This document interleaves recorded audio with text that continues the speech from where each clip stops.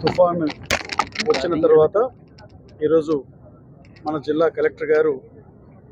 పెద్దలు రాజబాబు గారు ఈరోజు ఇక్కడ మా యొక్క గిద్దలూరు నియోజకవర్గంలో తుఫాన్ గుండా జరిగినటువంటి నష్టం కానీ లేకపోతే ఇతర పరిస్థితుల గురించి పరిశీలించడానికి వారు రావడం ఇక్కడ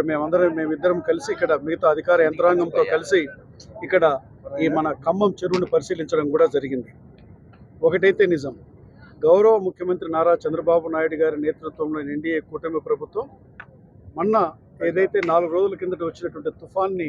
సమర్థవంతంగా ఎదుర్కోవడంతో పాటు మా జిల్లాలో మా కలెక్టర్ గారు ఏదైతే ఉన్నారో వీరు సంపూర్ణంగా ఇక్కడ అధికార యంత్రాంగాన్ని పూర్తిగా అప్రమత్తం చేయడం ద్వారా ఈ యొక్క తుఫాన్ని వచ్చేటువంటి దాన్ని మనం ఆపలేం, కానీ తుఫాన్ తర్వాత ఉన్నటువంటి పరిస్థితులను పూర్తిగా మన యొక్క అనుకూలంగా కంట్రోల్లోకి తీసుకోవడం జరిగింది. ఇక్కడ గిద్దలూరు నియోజకవర్గం విషయానికి వస్తే ఏషియాలోనో 2వ అతిపెద్ద ట్యాంక్ అయినటువంటి ఖమ్మం చెరువు ఏదైతే ఉందో గతంలో దాదాపు 40-50 సంవత్సరాలు అయింటుందేమో అలుగు పారక కాదు, కానీ అలుగు ఇంత పెద్ద ఎత్తున దాదాపు ఇప్పుడు 3 రోజులైంది 5 అడుగుల ఎత్తున అలుగు పారుతూ ఉంది. అలుగు ఉధృతి చూస్తూ ఉంటే ఇది సముద్రపు హోరులాగా మనకి వినపడతా ఉంది ఈ శబ్దం అంతా కూడా. ఏది ఏమైనా కూడా ఒకటైతే వాస్తవం, కలెక్టర్ గారు చాలా యాక్టివ్గా ఉన్నారు. కలెక్టర్ గారు అన్ని విషయాలు వారితో చర్చించి ఒకవైపు పంట నష్టపరిహారం కానీ లేదా తుఫాను వచ్చిన తర్వాత ఈ రోడ్లు కానీ బ్రిడ్జెస్ కానీ ఏవైతే కోతలకు గురై